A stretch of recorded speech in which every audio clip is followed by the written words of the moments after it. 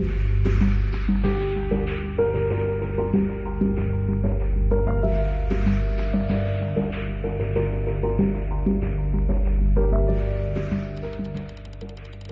1528 अयोध्या में एक ऐसे स्थल पर मस्जिद का निर्माण किया गया जिसे कुछ हिंदू अपने आराध्य देवता राम का जन्म स्थान मानते थे। समझा जाता है कि मुगल सम्राट बाबर ने ये मस्जिद बनवाई थी, जिस कारण इसे बाबरी मस्जिद के नाम से जाना जाता था। 1855 यहाँ एक हिंदू मुस्लिम दंगा हुआ, जिसके कारण मस्जिद के सामने एक बाहरी घेरा बना दिया गया।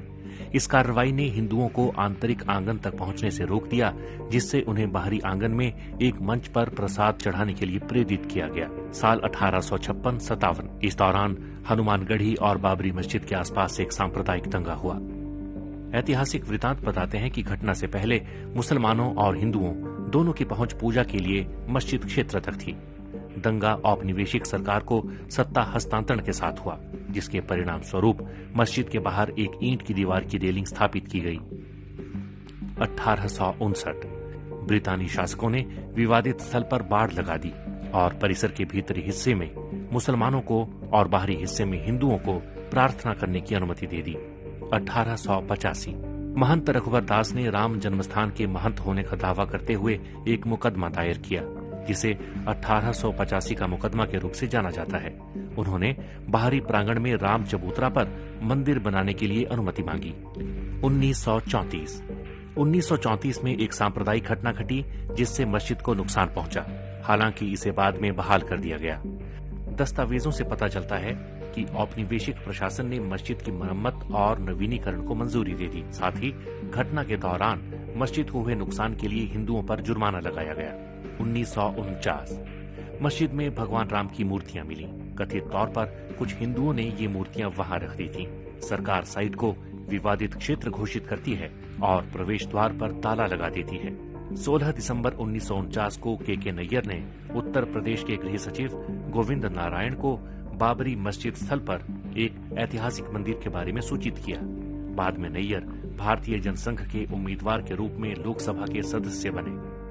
1984 कुछ हिंदुओं ने विश्व हिंदू परिषद के नेतृत्व में भगवान राम के जन्मस्थल को मुक्त करने और वहां राम मंदिर का निर्माण करने के लिए एक समिति का गठन किया। बाद में इस अभियान का नेतृत्व भारतीय जनता पार्टी के लालकृष्ण आडवाणी ने संभाल लिया। पहली रथ यात्रा साल 1984 में बिहार के सीतामढ़ी से शुरू हुई और अक्टूबर में अयोध्या पहुंची। 1986 जिला मजिस्ट्रेट ने हिंदुओं को प्रार्थना करने के लिए विवादित मस्जिद के दरवाजे पर से ताला खोलने का आदेश दिया। मुसलमानों ने इसके विरोध में बाबरी मस्जिद संघर्ष समिति का गठन किया।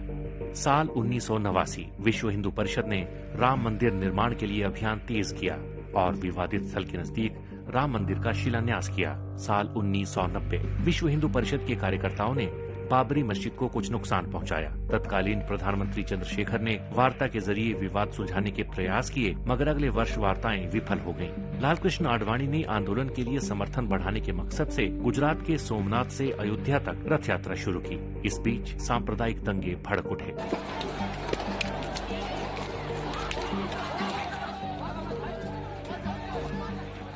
उन्नीस विश्व हिंदू परिषद, शिवसेना और भारतीय जनता पार्टी के कार्यकर्ताओं ने 6 दिसंबर को बाबरी मस्जिद को ध्वस्त कर दिया। इसके परिणाम स्वरूप देश भर में हिंदू और मुसलमानों के बीच सांप्रदायिक दंगे भड़क उठे।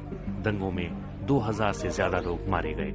1993 नरसिम्हा राव सरकार ने लगभग 68 एकड़ भूमि अधिग्रहित करने के लिए एक अध्यादेश जारी किया। बाद में इसे एक कानून के रूप में पारित किया गया। फरवरी 2002 भारतीय जनता पार्टी ने उत्तर प्रदेश विधानसभा चुनाव के लिए अपने घोषणा पत्र में राम मंदिर निर्माण के मुद्दे को शामिल करने से इनकार कर दिया। विश्व हिंदू परिषद ने 15 मार्च से राम मंदिर निर्माण कार्य शुरू करने की घोषणा कर दी। 13 मार्च 2002 सर्वोच्च न्यायालय ने अपने फैसले में कहा कि अयोध्या में यथास्थिति बरकरार रखी जाएगी और किसी को भी सरकार द्वारा अधिग्रहित जमीन पर शिला पूजन की अनुमति नहीं होगी। केंद्र सरकार ने कहा कि अदालत के फैसले का पालन किया जाएगा।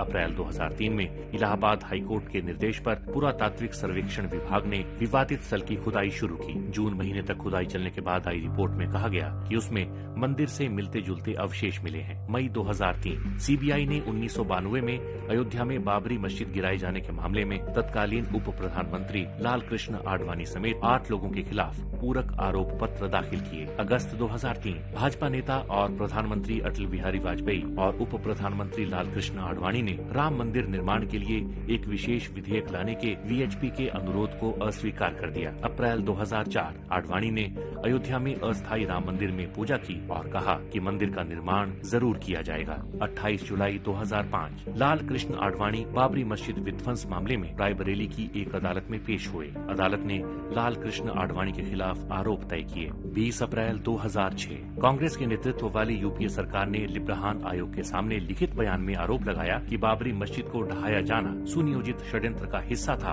और इसमें भाजपा, राष्ट्रीय स्वयंसेवक संघ, बजरंग दल और शिवसेना की मिलीभगत थी। 24 नवंबर 2009 लिब्राहान आयोग की रिपोर्ट संसद के दोनों सदनों में पेश हुई। आयोग ने अटल बिहारी वाजपेयी और मीडिया को दोषी ठहराया और नरसिम्हा राव को क्लीन चिट दे दी। 30 सितंबर 2010 इलाहाबाद उच्च न्यायालय की लखनऊ बेंच ने अयोध्या में विवादित भूमि को 3 हिस्सों में बांट दिया। सुन्नी वक्फ बोर्ड, निर्मोही अखाड़ा और रामलला विराजमान को मुस्लिम और हिंदू वादियों के बीच 2:1 के अनुपात में 1/3 भूमि आवंटित की गई थी। 21 मार्च 2017 पूर्व मुख्य न्यायाधीश खेहर ने सभी पक्षों के बीच अदालत के बाहर समाधान का सुझाव दिया। साल 2019 में ही सुप्रीम कोर्ट ने पूरी विवादित जगह को रामलला को सौंपने का आदेश दिया। वहीं सुन्नी वक्फ बोर्ड को मस्जिद बनाने के लिए 5 एकड़ जमीन आवंटित की। साल 2020 5 अगस्त को राम मंदिर के लिए भूमि पूजन का कार्यक्रम रखा गया। 22 जनवरी 2024 नए राम मंदिर का अयोध्या में उद्घाटन होगा।